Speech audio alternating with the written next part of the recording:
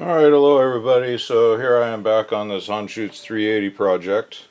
And oh, that's a wildfire alert. There's a pretty good fire burning not too far from here.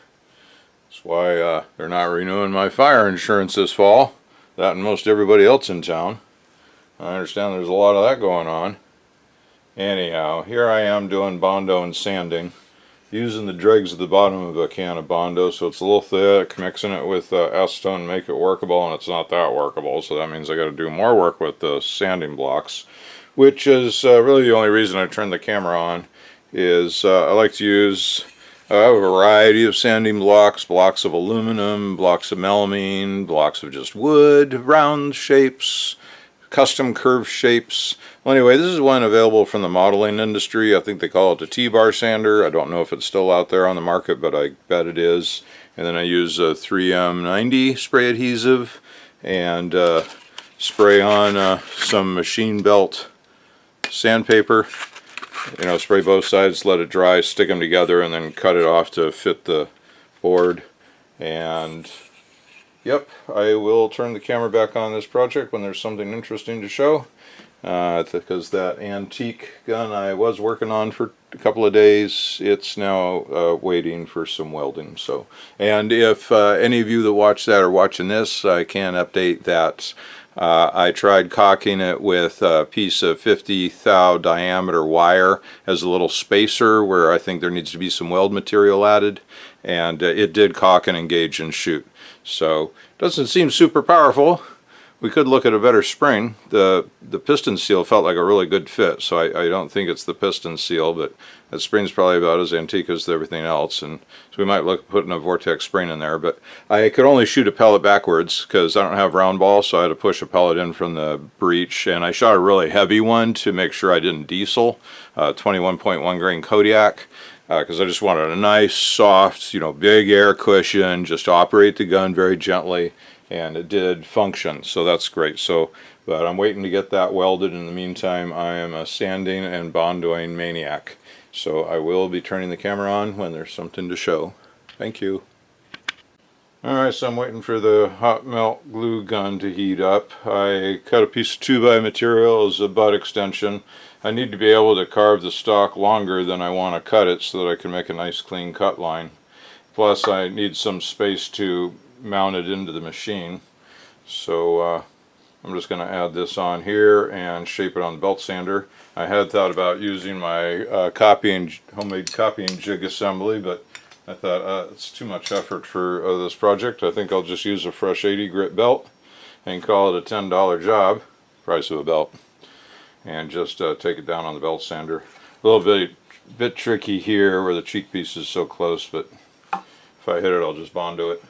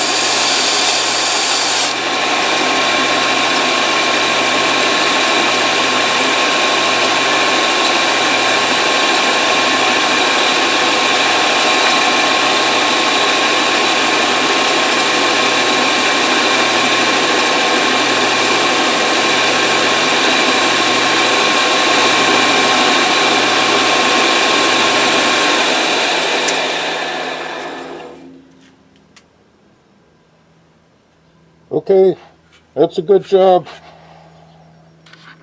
Okay, so next is to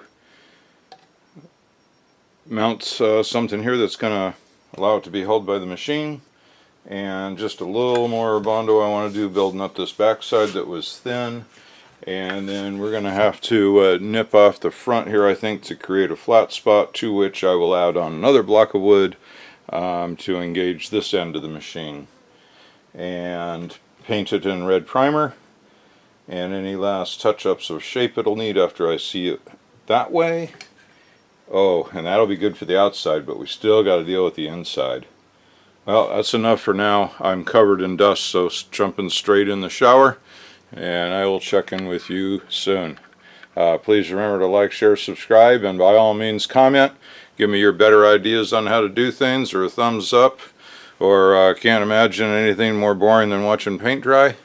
And that helps Google notice my little fledgling channel. All comments are good. Thank you.